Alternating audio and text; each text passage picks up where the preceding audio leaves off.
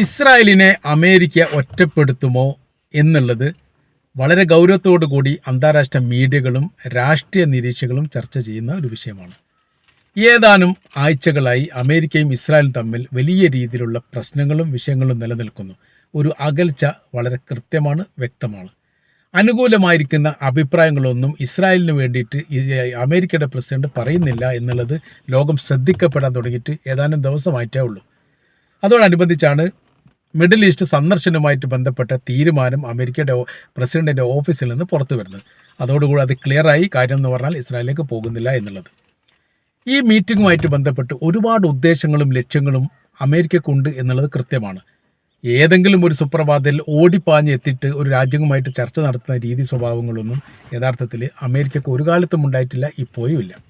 ഇതിലാദ്യമായിട്ട് America ചെയ്യുന്ന ഏറ്റവും പ്രധാനമായിരിക്കുന്ന സഹായങ്ങളിലൊന്ന് സിറിയയുമായിട്ട് ചർച്ച നടത്താൻ തീരുമാനിച്ചു. അഥവാ സിറിയയുടെ ഉപരോധം പിൻവലിക്കാനും സാമ്പത്തിക സഹായം ചെയ്യാനും വേണ്ടി തീരുമാനിച്ചു എന്നുള്ളതാണ്. ബഷർ അൽ അസദ് സിറിയ ഭരിക്കുന്ന കാലത്താണ് അവിടെ സാമ്പത്തിക ഉപരോധവും സൈനിക ഉപരോധവും കയറ്റുമതി ഇറക്കുന്നതുമായിട്ട് ബന്ധപ്പെട്ട ചില നിയന്ത്രണങ്ങളും കൊണ്ടുവന്നത്. അത് അമേരിക്കയുടെ താല്പര്യങ്ങൾക്കനുസരിച്ച് അസദ് നിൽക്കുന്നില്ല എന്ന് ബോധ്യപ്പെട്ടതിൻ്റെ അടിസ്ഥാനത്തിലാണ് ഇത് കൊണ്ടുവന്നത് എന്ന് പിന്നീട് അസദ് ആരോപിച്ചിരുന്നു. യഥാർത്ഥത്തിൽ അസദ് എന്ന് പറയുന്ന അല്ലെങ്കിൽ സിറിയ എന്ന് പറയുന്ന രാജ്യങ്ങൾ എല്ലാ കാലത്തും റഷ്യയുമായിട്ടും ചൈനയുമായിട്ടും ബന്ധപ്പെട്ടതാണ്. അത് അവരുടെ നയതന്ത്ര ബന്ധത്തിലൊക്കെ അവരോടാണ് വലിയ രീതിയിലുള്ള സഹകരണവും കാര്യങ്ങളും കാണിക്കാറുള്ളത്. അമേരിക്കയുമായിട്ട് വലിയ സഹകരണമില്ലാത്തത് കൊണ്ട് എല്ലാ കാലത്തും ശത്രുപക്ഷത്താണ് സിറിയയെ നിർത്തിയിരുന്നത്. മാത്രവുമല്ല, സിറിയയിൽ നിന്ന് പല ഘട്ടങ്ങളിലും ഇസ്രായേലിനെതിരെ ശക്തമായിരിക്കുന്ന പ്രത്യാക്രമണങ്ങളും അവരെ പ്രകോപിപ്പിക്കുന്ന തരത്തിലുള്ള പ്രവൃത്തികളും ഉണ്ടാവാറുണ്ട് എന്നുള്ളത് കൊണ്ട് അത് അമേരിക്കയ്ക്ക് വലിയ തൃപ്തിയുള്ള കാര്യമല്ല. അതുകൊണ്ട് ഉപരോധമായിട്ട് ഏർപ്പെടുത്തി. ഒരുപാട് വർഷമായി ഉപരോധമായിട്ട്.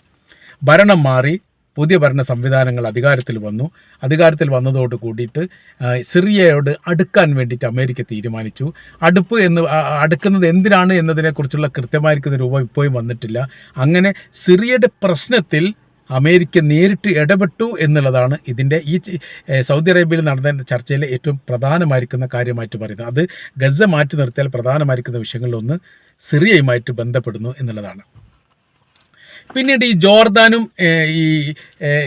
ഈജിപ്തും തമ്മിലുള്ള വിഷയം. ജോർദാനും ഈജിപ്തും തമ്മിൽ കുറച്ചൊരു അകൽച്ച ഇപ്പോഴത്തെ പ്രസിഡന്റ് ട്രംപിനുണ്ടായിരുന്നു.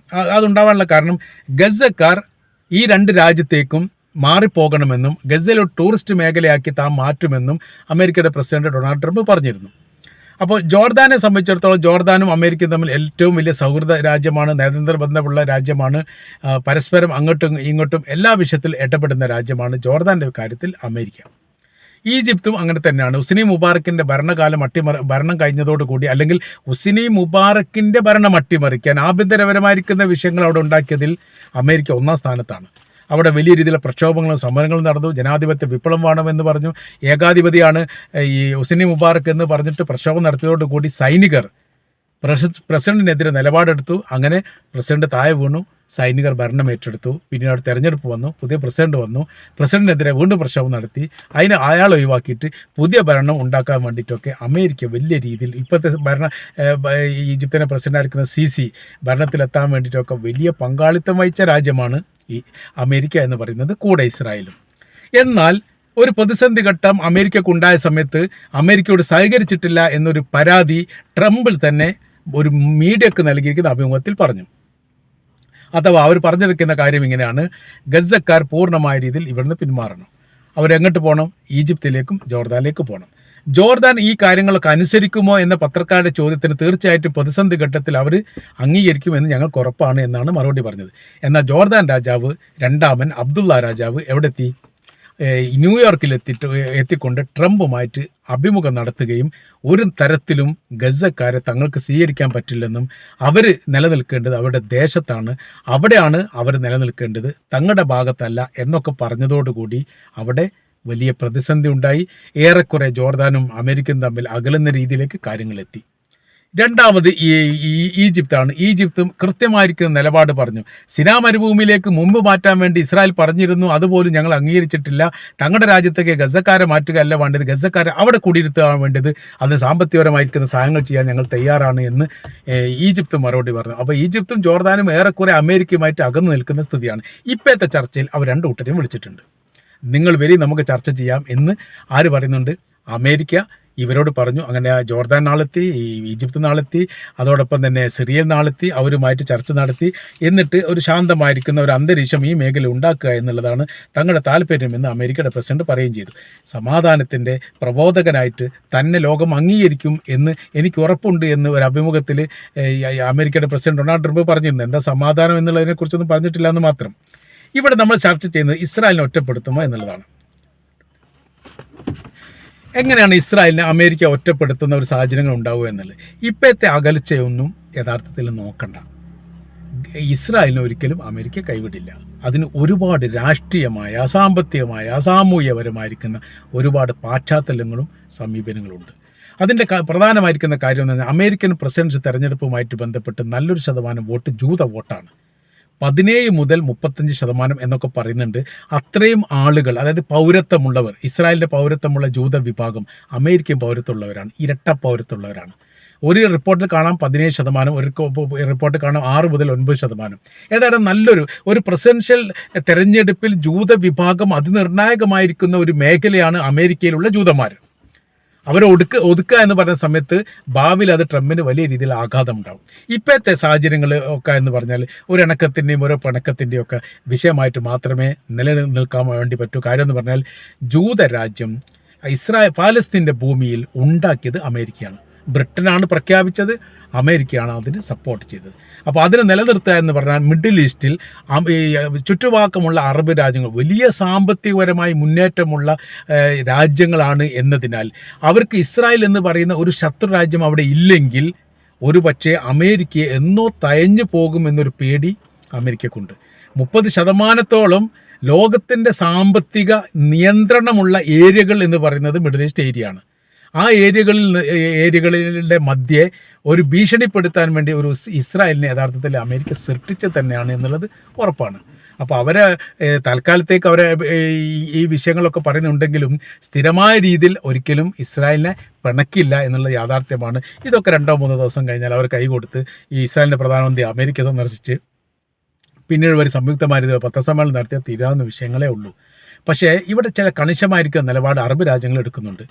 അതിൽ പ്രധാനമായിരിക്കുന്ന കാര്യങ്ങളിലൊന്ന് അബ്രഹാം കരാറുമായിട്ട് ബന്ധപ്പെട്ട വിഷയം വീണ്ടും സജീവമാക്കണമെന്നും അതൊരു വികസനത്തിൻ്റെ മുന്നേറ്റവും ബന്ധത്തിൻ്റെ യോജിപ്പുമാണ് ഉണ്ടാക്കിയത് എന്ന് ട്രംപ് പറഞ്ഞു. മുൻപുണ്ടായിരുന്ന ട്രംപിൻ്റെ കാലത്താണ് യഥാർത്ഥത്തിൽ ഈ പറയപ്പെട്ട അബ്രഹാം അക്കോർഡ് എന്ന് പറയുന്ന സംവിധാനം തന്നെ ഉണ്ടാകുന്നത്. അത് ഒന്നും കൂടി പൊടി തട്ടിയെടുത്തുകൊണ്ട് സജീവമാക്കണം എന്നുള്ളതാണ്. അതുകൊണ്ട് വലിയ അടുപ്പം ഇസ്രായേലുമായിട്ട് പല അറബ് രാജ്യങ്ങൾക്കും ഉണ്ടാകാൻ വേണ്ടി സാധിച്ചു. അത് സൗദിയുടെ പേര് വന്നു, UAE പേര് വന്നു, ബഹ്റൈൻ്റെ പേര് വന്നു, ജോർദാൻ്റെ പേര് വന്നു, സുഡാൻ്റെ പേര് പറഞ്ഞു. ഒരുപാട് രാജ്യങ്ങളുമായിട്ടുള്ള ബന്ധം ദൃഢമാക്കാൻ വേണ്ടിയിട്ട് ഇതൊക്കെ വലിയ പങ്ക് വഹിച്ചിട്ടുണ്ട് എന്നുള്ളതാണ്. മറ്റൊന്ന് 2 അറബ് രാജ്യങ്ങളും കൂടിയുണ്ട്. ജോർദാൻ്റെ പേരല്ല, ജോർദാൻ ഏതായാലും ബന്ധമുണ്ട്, മറ്റ് 2 അറബ് രാജ്യങ്ങൾ കൂടി അതിൽ വരുന്നുണ്ട്. അപ്പോൾ ഇപ്പോൾ അതിനെല്ലാം അകന്നു പോയിരിക്കുന്നു. അകന്നു പോകാനുള്ള ആദ്യത്തെ പ്രഖ്യാപനം നടത്തിയ സൗദി അറേബ്യയാണ്. ഇസ്രായേൽ എന്ന് പറയുന്ന രാജ്യം പാലസ്തീൻ എന്ന് പറയുന്ന ദേശത്തിന് സ്വാതന്ത്ര്യം നൽകാതെ ഇസ്രായേലുമായിട്ട് ഞങ്ങൾക്ക് ഒരു കാലത്തും ഒരു നയതന്ത്ര ബന്ധം ഉണ്ടാവില്ല, അവരുടെ സ്വാതന്ത്ര്യത്തിനപ്പുറമല്ലാതെ ഞങ്ങൾക്ക് സംസാരിക്കാൻ താല്പര്യമില്ല എന്ന് പറഞ്ഞതോടുകൂടി ഓരോരോ അറബ് രാജ്യം അകലാൻ തുടങ്ങി. ഈ അകൽച്ച എല്ലാ രംഗത്തും സജീവമായ രീതിയിൽ ഉണ്ടാവുകയും അത് വലിയ രീതിയിലുള്ള സാമ്പത്തിക ബാധ്യത അമേരിക്കക്കും അതോടൊപ്പം തന്നെ ഇസ്രായേലിനും ഉണ്ടാവുകയും ചെയ്തു. അത് ഒഴിവാക്കാൻ വേണ്ടിയിട്ട് ഈ സന്ദർശനത്തോടനുബന്ധിച്ച് തന്നെ ഒരു സൂചന അമേരിക്കയുടെ പ്രസിഡന്റ് നൽകി. അദ്ദേഹം പറഞ്ഞിരിക്കുന്ന സൂചന ഇങ്ങനെയാണ്: അബ്രഹാം കരാർ നമുക്ക് വീണ്ടും നടപ്പിലാക്കണം. അതൊരു വലിയ വികസന മുന്നേറ്റമാണ്.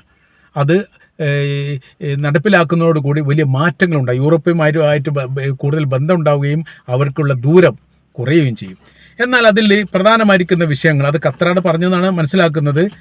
പലസ്തീൻ്റെ പേര് അതിൽ പരാമർശിക്കാത്തത് എന്തുകൊണ്ടാണ് എന്ന ചോദ്യത്തിന് ഇപ്പോഴും അമേരിക്കയോ ഇസ്രായേൽ മറുപടി പറഞ്ഞിട്ടില്ല.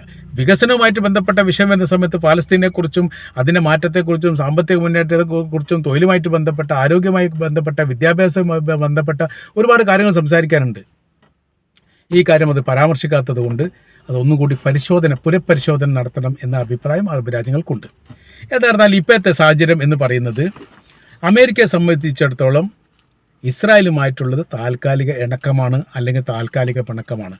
അവരവിടെ നിലനിർത്താൻ എന്ത് വിട്ടുവീഴ്ചയും ചെയ്യാൻ വേണ്ടിയിട്ട് അമേരിക്ക തയ്യാറാണ്. ഇപ്പോഴത്തെ അറബ് രാജ്യങ്ങളോടുള്ള താല്പര്യവും കാര്യങ്ങളൊക്കെ അമേരിക്കയുടെ കൂടി നിലനിൽപ്പിനെ സാരമായിട്ട് ബാധിച്ചിട്ടുണ്ട്, പ്രത്യേകിച്ച് ചെങ്കടലുമായിട്ട് ബന്ധപ്പെട്ട്. അതുകൊണ്ട് അവരെ പിണക്കി നിൽക്കുന്നത് ഉചിതമല്ല. അത് ഒരു യോജിപ്പിൻ്റെ മേഖലയിലൂടെ പോകണം എന്ന് ചിന്തിച്ചതിൻ്റെ ഭാഗമായിട്ടാണ് യഥാർത്ഥത്തിൽ അമേരിക്കൻ പ്രസിഡന്റ് എത്തിയത്. അതല്ലാതെ ഇസ്രായേലിനെ വിട്ട് കളിച്ചുകൊണ്ടുള്ള ഒരു പരിപാടികളും ഒരിക്കലും അമേരിക്ക ചെയ്യില്ല എന്നുള്ളത് കഴിഞ്ഞ കാല ചരിത്രമെടുത്ത് പരിശോധിക്കാൻ സംബന്ധിച്ച് നമുക്ക് കൃത്യമായ രീതിയിൽ പറയാൻ വേണ്ടിയിട്ട് സാധിക്കുന്നതാണ്.